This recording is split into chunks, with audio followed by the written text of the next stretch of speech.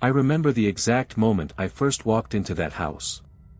It was a crisp October evening, the kind where the trees looked like skeletons against a blood-red sunset, and the air smelled like dust and forgotten things. I didn't think much of it at the time, who would? It was just another house. A new start. At least, that's what I told myself as I stepped inside. The place wasn't what you'd call modern, but there was something appealing about it. The hardwood floors creaked beneath my boots, and the musty smell of old carpet filled my nostrils. It was like stepping into another time. I wasn't alone in this decision, of course. My roommate, Max, was there too. He seemed to like it. Said it was charming.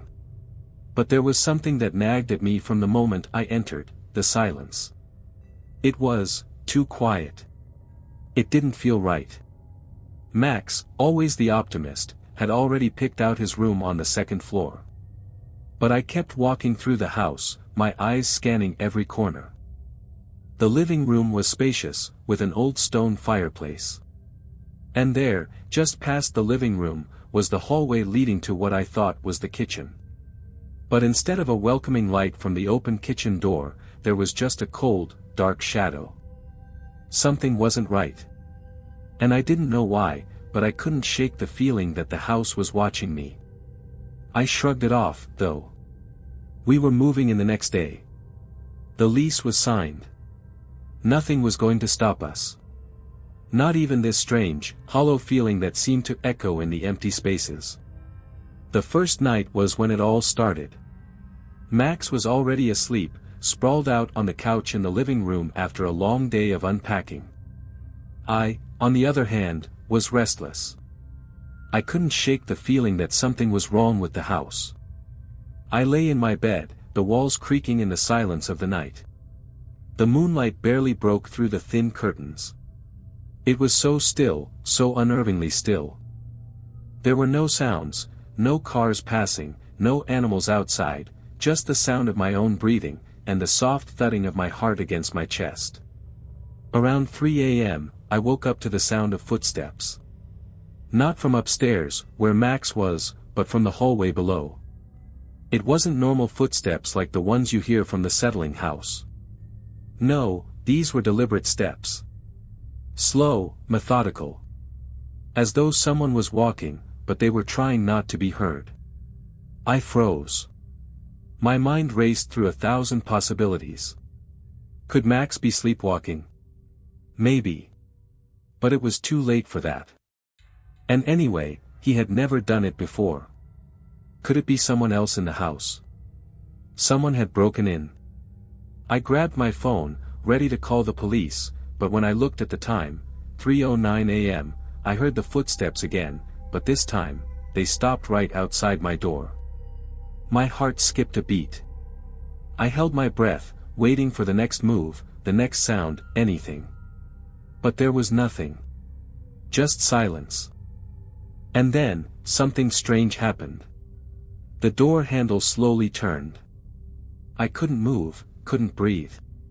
My eyes fixed on the door, my hands frozen under the covers. I wanted to scream, but my throat wouldn't allow it. The door creaked open, just a little, and there it was, a figure standing in the darkness. But it wasn't Max. It was someone, or something, tall, cloaked in shadow, just standing there, staring at me. I couldn't make out any features. It wasn't human. And then, just as quickly as it had appeared, the figure vanished. The door slammed shut with a deafening bang, making me jerk upright in a panic. I stumbled to the door, heart pounding in my chest, and yanked it open. Nothing. I searched the house, every room, the attic, the basement. Nothing. Max was still sound asleep in the living room, oblivious to whatever had just happened. The next few days were a blur of normalcy mixed with creeping dread. I kept telling myself it was just my mind playing tricks on me.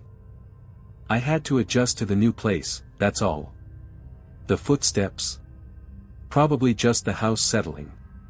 The shadow figure? A product of my overactive imagination. But then things started getting weirder. I couldn't shake the feeling of being watched. It wasn't just in my room, but everywhere. When I cooked in the kitchen, I could feel eyes on me. When I showered, it was as though someone was standing right outside the curtain, waiting. And the worst part was, sometimes I could hear breathing, deep, ragged breaths, as though someone was standing just behind me, close enough to touch, but when I turned around, there was no one there. I was convinced that I wasn't losing my mind, that something was in that house with me. Max, of course, was oblivious. He kept saying the house was fine, that I was just spooked by the old architecture. But something in my gut told me he was wrong. The air in the house was thick, suffocating. One afternoon, while Max was out running errands, I decided to confront the house head-on. I had to know if I was imagining things or if something truly was wrong. I ventured up to the second floor again, this time not shying away from the dark hallways that led to the rooms I hadn't dared to enter before. The second floor was even worse than I remembered. The hallway stretched out before me like a tunnel, its walls narrowing as if to trap me inside. I could feel a cold breeze, though no window was open, and the air was heavy, like something was pressing down on me. I stepped forward, my footfalls louder than they should have been. When I reached the door at the end of the hall, the one I hadn't dared to open, I hesitated. It was a small room, almost like a forgotten closet, but there was something about it that drew me in. It felt alive somehow. I had no idea why, but it was like the room was pulling me toward it. I twisted the doorknob and pushed it open. Nothing could have prepared me for what I saw. The room was full of old furniture, covered in white sheets that had turned yellow with age. But in the center, on the floor, was an old rocking chair. It was creaking back and forth, slowly, like someone was sitting in it. The motion was subtle, almost hypnotic, as if it had been moving for hours. I stepped closer, my breath caught in my throat, and as I did, the chair stopped. Everything stopped. It was as though the entire room held its breath. I stood there, frozen, as my mind tried to process what I was seeing. The chair wasn't moving anymore. There was no breeze. And then, a whisper. Faint at first, like the flutter of pages in a book. It came from nowhere. Everywhere. Leave.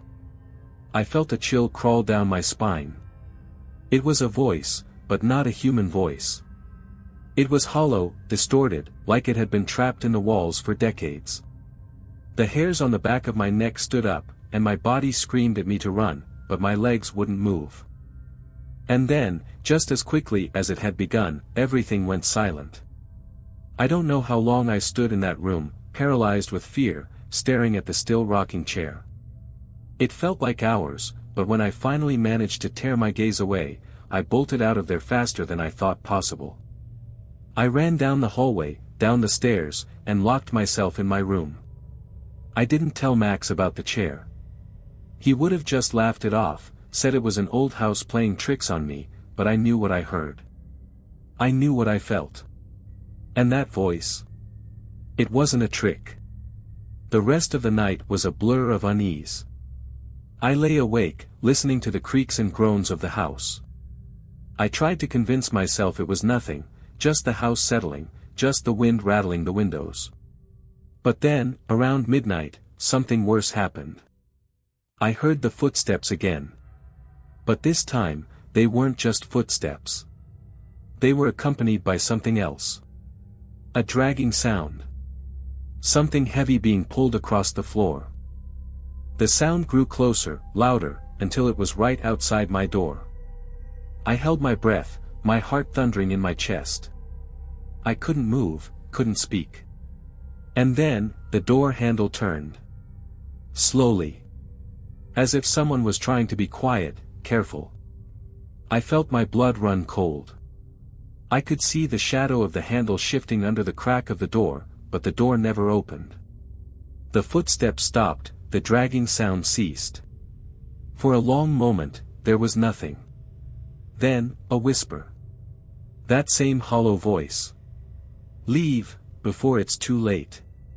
I couldn't take it anymore. I jumped up, grabbed my phone, and dialed Max's number. When he answered, I could hear the disbelief in his voice. He told me I was being paranoid, that it was probably just the house settling, just my imagination. But I couldn't ignore it anymore. I had to know the truth. The house was hiding something, something wrong. And I wasn't going to wait around to find out what. I told Max to meet me outside in 15 minutes. No questions. No arguments. I grabbed my bag, my keys, and bolted for the front door. But as I was about to leave, I noticed something that made my blood run cold, a message scrawled on the wall in red, just inside the foyer. It was smeared, like someone had written it with their hand. You're next. I didn't stop to think. I just ran. I didn't look back as I ran out of that house. I didn't even wait to see if Max was following me.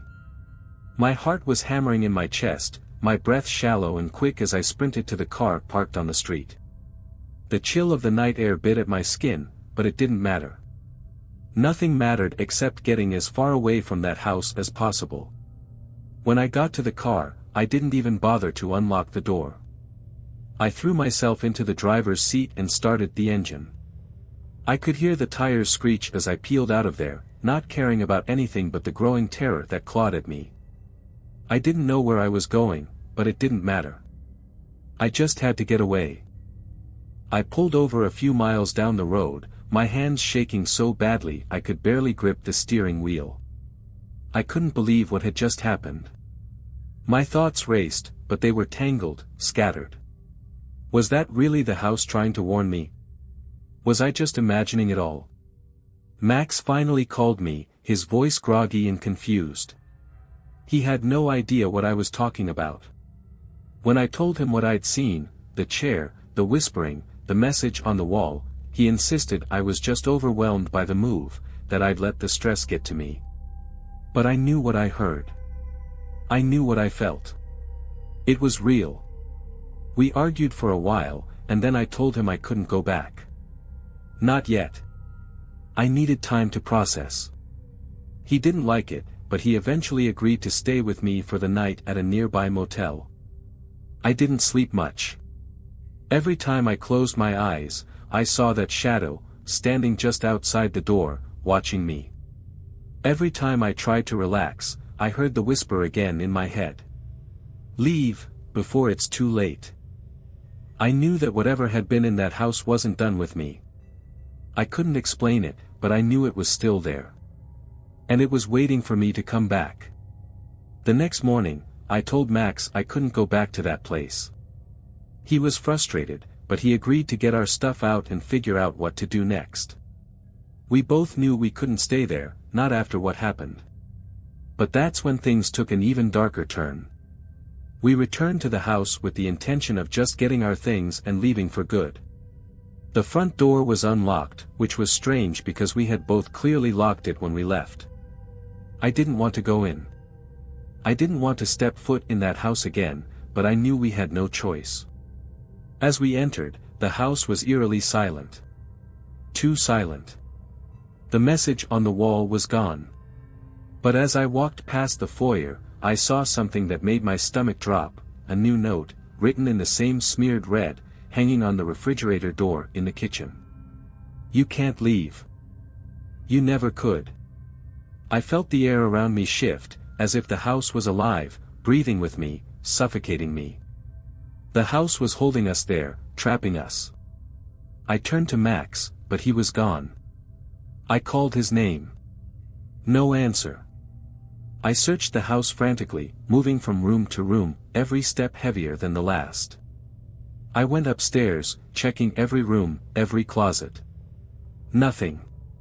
And then, in the farthest corner of the hallway, I found him. Max. But he wasn't the same. His eyes were wide, unblinking, staring straight ahead. His body was stiff, like he was frozen in place. Max? I whispered, my voice trembling. There was no response. The air grew colder, and I felt it again, the presence, watching me, looming behind me. The footsteps. The dragging sound. I turned to face the hallway and saw the figure standing at the far end of it, just as it had been before. Only this time, I could see it clearly. A tall, skeletal figure, dressed in tattered clothing, with hollow, black eyes staring straight at me. Its mouth opened wide, and I heard the whisper again. "You're mine now." Max's body jerked as if waking from a deep sleep, but when he looked at me, I saw that he wasn't really there. His eyes were glassy, vacant. I ran, screaming for him to follow, but he didn't move. I had to leave. I had to survive. I bolted out of that house and didn't stop running until I hit the street. I don't know what happened to Max after that. I never went back. And I don't think I ever will. I'm safe now, at least, I hope I am. But every time the wind howls outside my window, I hear the sound of dragging footsteps and that chilling whisper. You can't escape. It's been months since I ran from that house, and I wish I could say I've found peace. But there's no peace in this. There's no safety. I tried to move on, to forget everything that happened, but it haunts me. The house. Max. The whispering, the shadow, that thing I saw. It all keeps coming back. I've stayed in different places, friends' houses, motels, even a cheap apartment I found for a while. But no matter where I go, I hear it. The sound of footsteps, dragging slowly across the floor, like someone is following me. The whispering voice, always the same. You can't escape. I thought if I changed my life, if I cut ties with everything related to that house, I could leave it behind. But I was wrong. It's always there, lurking just behind my thoughts, waiting for the right moment. A few weeks ago, something happened that made me realize the house is still after me. It was a late evening when I got the phone call. I wasn't expecting anyone, so when the name on the caller ID flashed, I froze. It was Max's number. I hesitated for a moment, my heart pounding. It couldn't be him. It had to be someone else, someone using his phone. But I answered anyway. The voice on the other end was unmistakable. Help me. It was Max's voice, or at least, it sounded like it. But there was something wrong with it, distorted, hollow, desperate. I felt my throat go dry, my hands shaking. I asked him where he was, but all he said was, "Come back. You're not done yet." Before I could say anything else, the line went dead.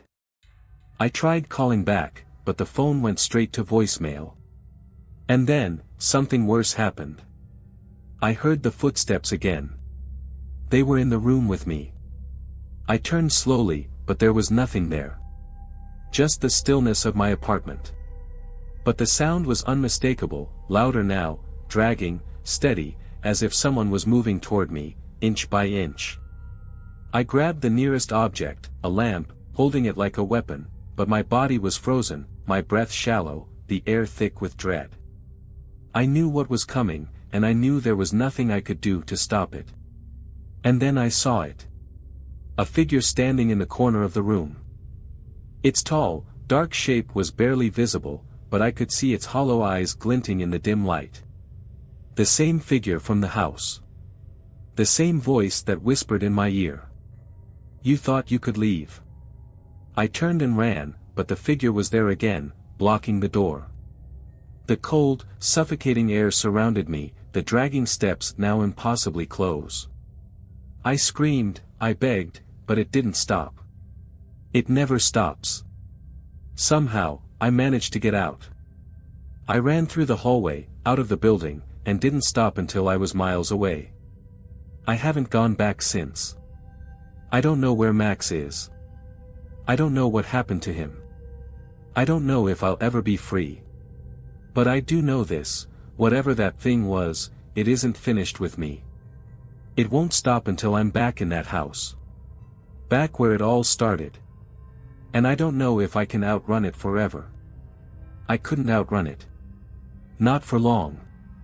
It had been chasing me for months, always just a step behind, always in the back of my mind. No matter where I went, it followed, its footsteps dragging through my thoughts, its voice whispering in the darkest corners of my life. I tried to be normal. I tried to convince myself I could just move on. But deep down, I knew. I knew it would never stop. It wanted something from me, something I couldn't understand yet. But the longer I ran, the clearer it became, there was no escaping. I didn't want to do it. I really didn't. But I knew what I had to do. I had to go back to the house. I had to face whatever was waiting for me there. So, on the coldest night of the year, I found myself driving down that same desolate road that led to the house. The air was thick with fog, the kind that swallows you whole, leaving you lost in a world of shadows. My hands were shaking on the steering wheel, but I couldn't turn back. I couldn't live like this anymore, constantly looking over my shoulder. When I pulled up to the house, it was as if time had stopped. The house loomed before me, dark and silent, its windows like empty eyes staring out at me. I hesitated for only a second before stepping out of the car. The door creaked open before I even touched the handle, as if the house was inviting me in, waiting for me to enter. I walked inside. It was just as I remembered. The air was cold, stale, like it had been waiting for me to return. The floorboards groaned under my weight, and the shadows seemed to stretch, reaching out to grab me. But I wasn't going to let it control me anymore. I had come back to face it, to end this. I made my way to the second floor. My heart pounded in my chest, but I wasn't going to let fear stop me this time. I had to find Max. I had to know what had happened to him. As I reached the top of the stairs, I heard it, the dragging sound. It was slow at first, almost like it was savoring the moment. But then it grew louder, closer. And then, I saw it. The figure. That same tall, shadowy form. It was standing in the hallway, its hollow eyes fixed on me. The whispers began again, that same distorted voice, now filling the space around me, suffocating me. You can't escape. It moved toward me, its limbs jerking in unnatural angles. Its face was hidden in shadow, but I knew it was grinning. I could feel its hunger. I tried to move, but my legs wouldn't cooperate. It was like the house itself was holding me in place, keeping me here, trapping me. And then I saw him. Max. But not Max, not really. His eyes were wide, blank, just like before, and his body was stiff, his mouth agape as if trying to scream but unable to make a sound. He was standing in front of the figure now, his head tilted as if watching me, waiting for me to join him. You're mine now. The voice whispered again, and I knew it wasn't just talking to me. It was talking to both of us. The figure reached out, its hand stretching toward me, cold and skeletal. I knew then that there was no escape. The house had claimed us both. But in that moment, something inside me snapped. I wasn't going to be its victim. I wasn't going to be another lost soul trapped in this cursed place. With every ounce of strength I had left, I lunged at the figure, grabbing Max's limp arm and pulling him away from the shadow. The house screamed in response. The walls groaned, the air thickened, and the footsteps came from all directions. I ran. I ran through the hallways, down the stairs, out the door. I didn't stop until I was back in my car, the engine roaring to life as I sped away from the house for the last time. I never looked back. The road felt different as I drove away. Lighter. The weight of the house, the figure, the whispers, gone. I don't know how I managed to escape, but I did. Max is still gone. I don't know if he ever really left the house or if he's just another part of it now, another lost soul trapped in the darkness. I don't talk about it anymore. No one believes me, and I don't care to try and convince them. All I know is that house is still out there. And if you hear whispers in the night, dragging footsteps, or see shadows moving in the corner of your eye, maybe it's already found you. Maybe it's just waiting for you to come back.